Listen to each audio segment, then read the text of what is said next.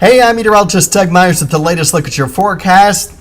It was another hot day yesterday in the triple digits, and we also had a little bit high humidity. Not quite as bad as the past couple days, but still had some heat index values near 120 for a few spots. The good news is it's going to be even drier, especially by this afternoon, with lower humidity values pushing into the area. But that is going to allow temperatures to be on the hot side. Most spots between 100 and 105 for today, with heat index values actually pretty close to these temperatures. May have a few spots getting close to 110. I still wouldn't be surprised if there was the humidity left over east of Highway 75 towards the Missouri border, where heat index could still be near 115, but it's going to be very isolated.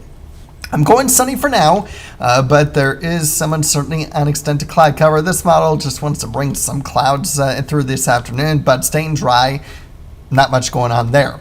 This model has a few clouds throughout the morning and even a little bit in the afternoon, maybe even showing a few showers trying to pop up in the late afternoon hours. But honestly, this model has been doing that the past couple days and nothing has actually developed. So I'm a little bit hesitant on saying that we are going to get some spotty showers today. Tomorrow's a different story. We might get a few pop-up showers and thunderstorms late in the afternoon. Probably not going to be to this extent, but we'll watch it. I do believe that the better chance for rain will come in, especially in the late evening and the overnight periods of Friday night and early Saturday morning. But there is some uncertainty on how long any rain lingers into Saturday, or if it lingers into the afternoon, as this model is indicating. I don't quite think that rain will continue to exist during the afternoon hours, so that'll be something that we'll continue to focus on. In the meantime, we are monitoring a risk for some strong winds with some of those stronger storms as we head into late tomorrow and tomorrow night, especially along and north of I-70.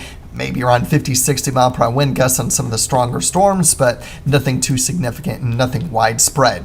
Otherwise, you'll notice that the gradual humidity values over the next 5 days will generally be a little bit muggy to very humid at times, with Saturday being probably the most humid that we'll have for the next several days. So even though we do have a cooler day on Saturday, the humidity actually comes down behind another frontal system that comes through for the second half of the weekend. And that will bring us another round of rain. I do think Saturday night into Sunday morning will hold the highest potential for rain across much of northeast Kansas. And so that'll be something to watch out for. It is going to be dependent on, temperatures I should say, would be dependent on how much it rains for, how widespread the rain is, both Saturday and especially on Sunday.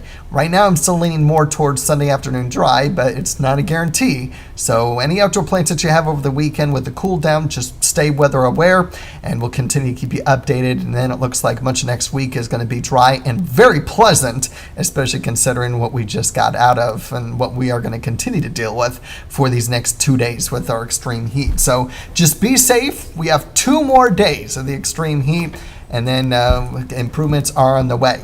All right, I'm going to stop it right here. If you want to leave, go ahead. I want to go over the weekend forecast here just so you get an idea of what we're looking at. Temperatures for Saturday could range from 70s north to 90s to the south, and then on Sunday, everyone should be in the 80s. So that's what we're looking at. Obviously, again, as I mentioned, rain will have an impact on what happens. But here's a look at the European model showing the rain on Saturday and then diminishing a little bit towards the afternoon hours. Still maybe have a few isolated rain showers left over. Otherwise, Saturday night into Sunday morning, the rain increases with the darker green and even some yellow showing up, and then pushes down to the south throughout the day. How much rain can we get starting from sunrise on Sunday to Sunday, or sunrise on Saturday to Sunday evening? You can see that still could have some locally heavy rainfall. And so the European model has been fairly consistent on that. And then here's the GFS showing the rain. Once again, the morning, weakening and diminishing by the afternoon. Still some clouds lingering. And then Saturday night into Sunday morning, it's really dealing with a whole lot of heavy rainfall, or rain is pretty much light with the light green and not lasting quite as long. So yeah, still a big difference.